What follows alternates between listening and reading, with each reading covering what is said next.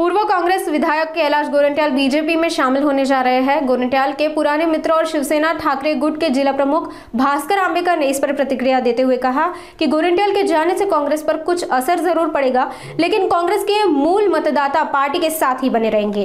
खरं तर कैलाश गोरंट्याल मी अनेक वर्ष मी शिवसेनेमध्ये होतो, कैलाश गोरंट्याल काँग्रेसमध्ये होते, पण आम्ही महाविद्यालयामध्ये अर्थात सगळेच मित्र होतो आम्ही, काय अर्जुनराव असतील, मी असेल, कैलास असेल। मला असं वाटतं की त्यांना 3 वेळा पक्षाने आमदारकी दिली आणि ते स्वतः नगराध्यक्ष होते। त्यांच्यानंतर वहिनी म्हणजे त्यांच्या मिसेससुद्धा नगराध्यक्ष झाल्या। त्यांच्या शब्दावर विश्वास ठेवून लोकांनी अगदी एकदा नगरपालिका त्यांच्या ताब्यामध्ये पुन्हा एकदा दिली होती। अशी अनेक वर्ष, जवळपास 15 वर्षापेक्षा अधिक काळ नगराध्यक्षपद, 15 वर्ष आमदारकी। आता यापेक्षा काय पाहिजे माणसाला अधिक? पण आत्ता एकूण जे राजकारण सध्या सगळीकडे चालू आहे की विरोधामध्ये कोणाला थांबायचं नाही आणि विचारांचं राजकारण कोणाला करायचं नाही। सगळ्यांना सत्तेत जायचं आहे, सत्तेत जाऊन पुन्हा काहीतरी प्राप्त करायचं आहे। मला वाटलं होतं की या गोष्टीला निश्चितपणानं कैलाश गोरंट्याल अपवाद राहतील, पण महाराष्ट्राच्या ह्या प्रवाहामध्ये तेही सामील झाले, हे दुर्दैवी आहे।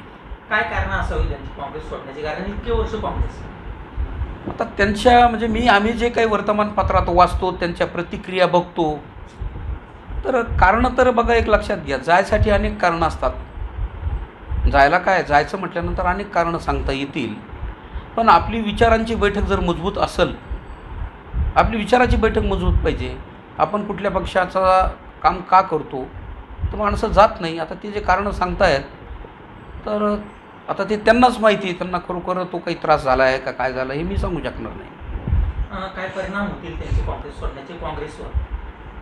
हे बघा, परिणाम म्हणजे काय होतं की नेता जरी गेला तरी त्या विचारांचा जो मतदार असतो तो मात्र नेत्यामागं जात नाही, असं आपल्या लक्षात आलेलं एक लक्षात घ्या तुम्ही की जिथं जिथं एवढी पक्षांतरं झाली तिथं जो विचाराचा मतदार आहे तो मूळ पक्षाकडेच त्यांनी मतदान केलं।